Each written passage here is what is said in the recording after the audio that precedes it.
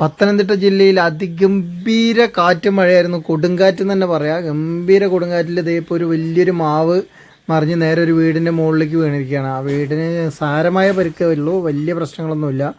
ഇപ്പോൾ അത് വെട്ടി മാറ്റിക്കൊണ്ടിരിക്കുക. അതിനുവേണ്ടി ഫയർഫോഴ്സും ഒക്കെ വന്നിട്ടുണ്ടായിരുന്നു. ആ റോഡ് തന്നെ ഫുള്ളായിട്ട് ബ്ലോക്കാണ്. ഇപ്പോൾ ആ റോഡിലൂടെ അങ്ങോട്ടും ഇങ്ങോട്ടും ഒരു വണ്ടി പോലും പോകുന്നില്ല, കംപ്ലീറ്റ് ബ്ലോക്കാണ്. ഇതിപ്പോൾ ഒരു 1-2 മണിക്കൂറായി ഇപ്പോൾ ഈ മരം വീണിട്ട്. എന്നിട്ടും ഇപ്പോൾ വെട്ടി മാറ്റിക്കൊണ്ടിരിക്കുകയാണ്. കാരണം അത് ആ ലൈനിൽ കൂടെ വീണിരിക്കും. ലൈനിൽ വീണിട്ട് കറണ്ട് ആ ഒരു പ്രദേശം മൊത്തം ഇപ്പോൾ ഇരുട്ടിലാണ്. ഇപ്പോൾ ഒരു കുളനട പഞ്ചായത്ത് തന്നെ ആ ഇരുട്ടിൽ എന്ന് തന്നെ പറയാം. അപ്പോൾ അത്രയും ഗംഭീര കാറ്റും മഴയായിരുന്നു. ശക്തമായ കാറ്റും മഴയിൽ വൻ പ്രശ്നങ്ങളാണ് ഉണ്ടായിരിക്കുന്നത്. കുറേ നാശനഷ്ടങ്ങൾ ഉണ്ടായിട്ടുണ്ട്. അപ്പോൾ ഫയർഫോഴ്സ് വന്ന് അവരല്ല വെട്ടുന്നത്, വേറെ ആൾക്കാരെ വെട്ടുന്നത്. ഫയർഫോഴ്സും കൂടി വന്ന് അവരെ സഹായിക്കുന്നുണ്ട്.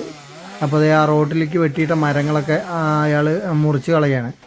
ഭയങ്കര തന്നെ. അപ്പോൾ ഒരു രക്ഷയില്ല. ഞങ്ങൾക്കൊക്കെ ഇവിടെ ഇരുട്ടും ഇതൊക്കെ ആയിട്ട് നെറ്റ്വർക്കും ഒന്നുമില്ലാതെ ഭയങ്കര പ്രശ്നത്തിലിരിക്കുകയാണ്. നമ്മുടെ വാർഡ് മെമ്പറും ചേട്ടനൊക്കെ അവിടെ വന്ന് നിൽക്കുന്നുണ്ട്. ആ നീലക്കോട്ടിട്ട ആളാണ് അവിടുത്തെ വാർഡ് മെമ്പർ. അപ്പോൾ ആളൊക്കെ വന്ന് ഇങ്ങനെ ഓരോ കാര്യങ്ങൾ പറയുന്നുണ്ട്. അതൊന്ന് എങ്ങനെയെങ്കിലും പെട്ടെന്ന് മാറ്റി കൊടുക്കണം എന്നൊക്കെയാണ് ആൾ പറയുന്നത്.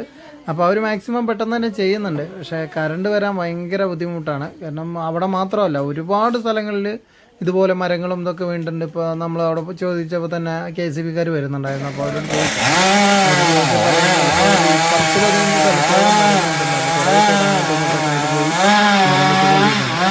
നമ്മൾ ഈ കറണ്ട് വരാണ്ടിരിക്കുമ്പോൾ അവരെ പ്രാകും, അവരെ വിളിച്ച് ദേഷ്യപ്പെടുകയൊക്കെ ചെയ്യും. പക്ഷേ ഇങ്ങനെയൊക്കെ കാണുമ്പോഴാണ് അവരുടെ വില നമുക്ക് അറിയുള്ളൂ. അത് വേറെ ഒരു കറണ്ട് ബില്ലൊക്കെ കൂടുതലാണ്, അതെല്ലാം പറയുന്നില്ല. എന്നാലും അതിൻ്റെ ഇത് കഷ്ടപ്പാടുണ്ട് അവർക്ക്. ഈ ഇങ്ങനെയുള്ള മഴ പെട്ടെന്നുള്ള ഈ കൊടുങ്കാറ്റ് പോലുള്ള കാറ്റുകളും ഇത് പ്രകൃതിക്ഷോഭമൊക്കെ വരുമ്പോഴാണ് അവരിൻ്റെ വില നമുക്ക് ശരിക്കും മനസ്സിലാവുന്നത്. അപ്പോൾ അയാൾ നല്ല ഇതിൽ സ്പീഡിൽ തന്നെ മുറിച്ച് മാറ്റുന്നുണ്ട് സാധനങ്ങളൊക്കെ.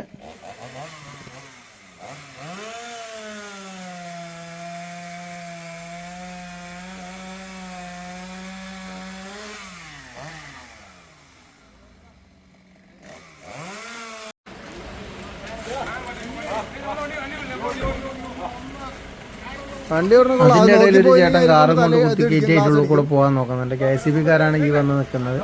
അപ്പോൾ അവർ കൂടെ പോകാമെന്നൊക്കെ പറഞ്ഞ് എളുപ്പത്തിൽ നിൽക്കുന്നതായിരുന്നു. പക്ഷേ നടക്കില്ല എന്ന് പറഞ്ഞപ്പോൾ ആ ഒരു കൊമ്പും കൂടി അവർ മുറിച്ച് കൊടുക്കാമെന്ന് പറയുന്നുണ്ട്. അപ്പോൾ അതങ്ങനെ മുറിക്കാൻ വെച്ചാണ്. അപ്പോൾ ആ ഒരു പീസ് മുറിച്ച് കഴിഞ്ഞാൽ കാറിന് ഈസി ആയിട്ട് പോവാം.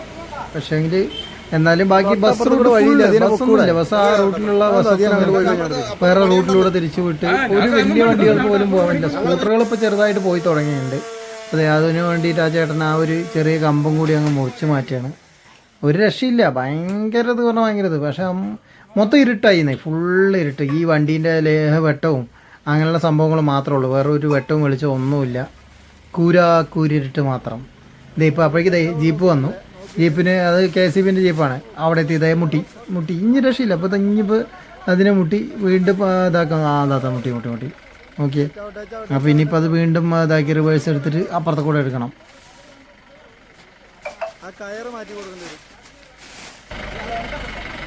മെല്ലെ മെല്ലെ മെല്ലെ മെല്ലെ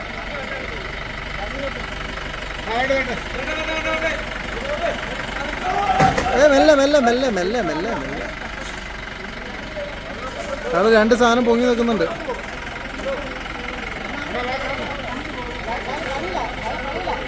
കുറച്ചും കൂടി അങ്ങോട്ട് എടുത്താൽ മതി.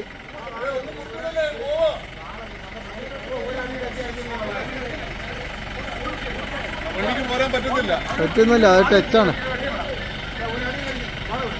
അങ്ങനെയാണെന്നുണ്ടെങ്കിൽ കുറച്ചും കൂടി കട്ടി. ആ വാളെടുത്ത് കൊടുക്ക്.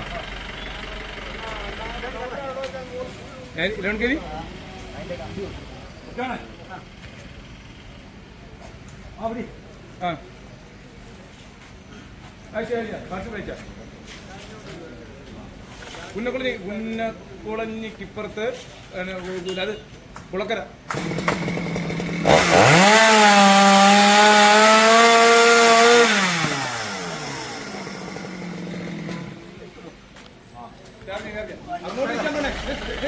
വണ്ടി അങ്ങോട്ടേക്കാൻ വേണം. അതുകൊണ്ടാണ്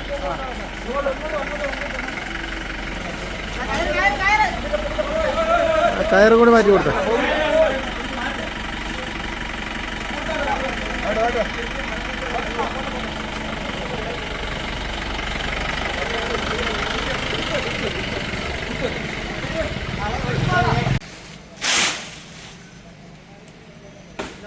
ആ ചേട്ടൻ്റെ വെട്ടുകത്തിൻ്റെ ഇത് മൂർച്ച നോക്കിയാൽ ഗംഭീര മൂർച്ച. ഒറ്റ വെട്ടിന് 2 വെട്ടിനൊക്കെയാണ് വലിയ വലിയ കഷ്ണങ്ങൾ മുറിഞ്ഞ വേണം. നമ്മൾക്ക് ഉണ്ടാവും ഓരോ വെട്ടുകത്തികൾ.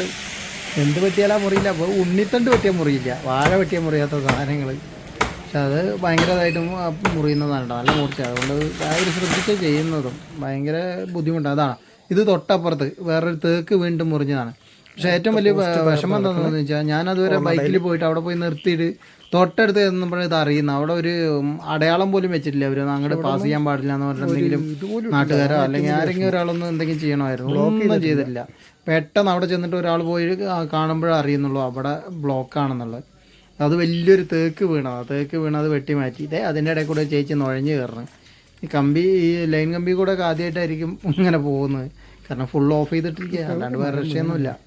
ആ ഏരിയയിൽ ഇനി എന്തായാലും ഇപ്പോഴൊന്നും കറണ്ട് വരാനുള്ള യാതൊരു സാധ്യതയും കാണുന്നില്ല. ഇന്ന് വരുമെന്ന് തന്നെ പറയാൻ പറ്റില്ല. കാരണം പോസ്റ്റ് മാറ്റണം. പോസ്റ്റ് മാറ്റാതെ എന്തായാലും അവിടെ സപ്ലൈ കൊടുക്കാൻ പറ്റില്ലല്ലോ.